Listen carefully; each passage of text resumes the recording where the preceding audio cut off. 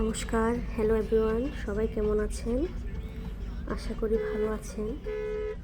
Family ট্যুরে আমরা সবাই মহেশখালী যাচ্ছি। আমাদের নতুন বৌদি, পাশে দাদা এবং আমাদের ফ্যামিলির সবাই। আমার একটু ঘুম লেগে আসছিল।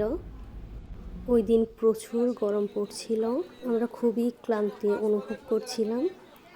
এই তো কথা বলতে বলতেই চলে এলাম আদিনাথ মন্দিরে।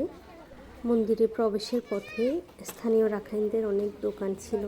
বাহারি ডিজাইনের বিভিন্ন চাদর, ছোট বাচ্চাদের পোশাক, বিভিন্ন ধরনের পোশাক পাওয়া যায় এখানে।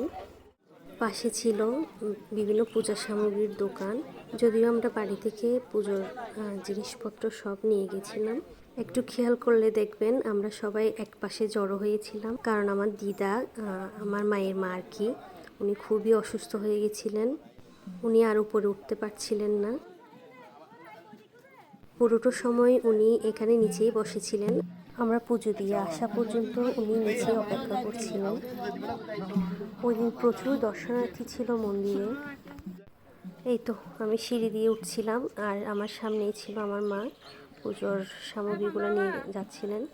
আর পাশে আমার বাবা পিছনে ফিরে সবাইকে খুব তাড়াতাড়ি আসার জন্য এই তো তদারকি করছিলেন। সিঁড়িতে ওঠার পথেই দেখছিলাম একজন লোক টোল নিয়ে গান করছিলেন। একটু কাছে গিয়ে দেখতে পেলাম উনি আসলে চোখে দেখতে পান না, কিন্তু খুবই ভালো গান করেন।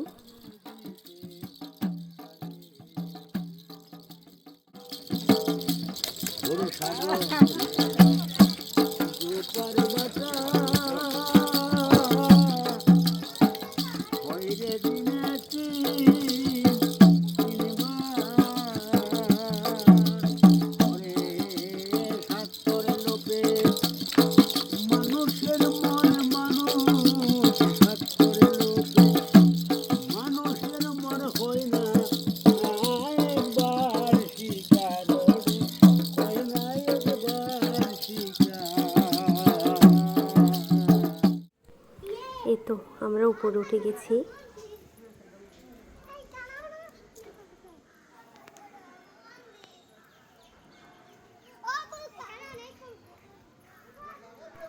যত মন্দিরের কাছে চলে আসছিলাম, মনে একটা শান্তি বিরাজ করছিল। আসলে মন্দির আসলেই মনটা কেমন ভালো হয়ে যায়।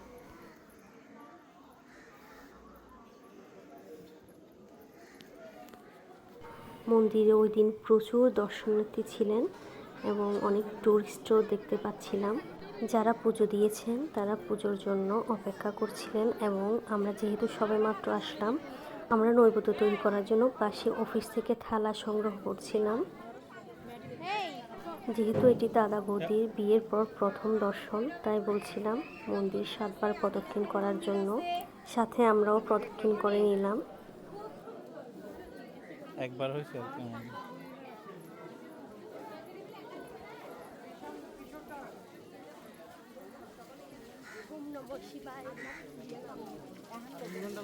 ফাঁকা রাস্তা, তাও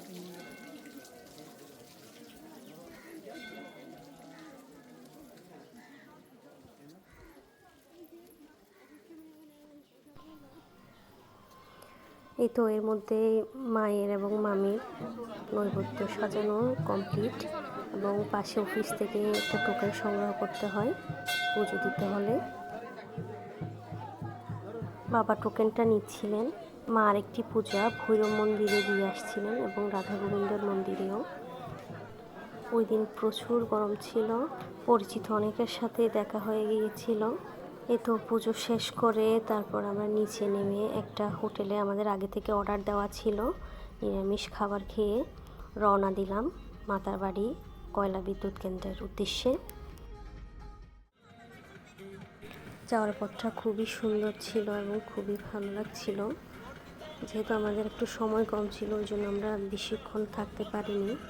এই তো মাতার বাড়ি চলে এলাম, এবং দেখতে পাচ্ছেন নতুন কাপলরা খুবই শ্যুট করছিল, এবং টুকিটাকে আমিও একটু শ্যুট করে নিচ্ছিলাম আর কি।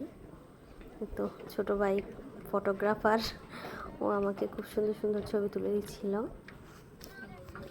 এই তো আজ এই পর্যন্ত। সবাই ভালো থাকবেন, এবং আমার ভিডিওটি যদি ভালো লাগে লাইক এবং সাবস্ক্রাইব করে দিবেন।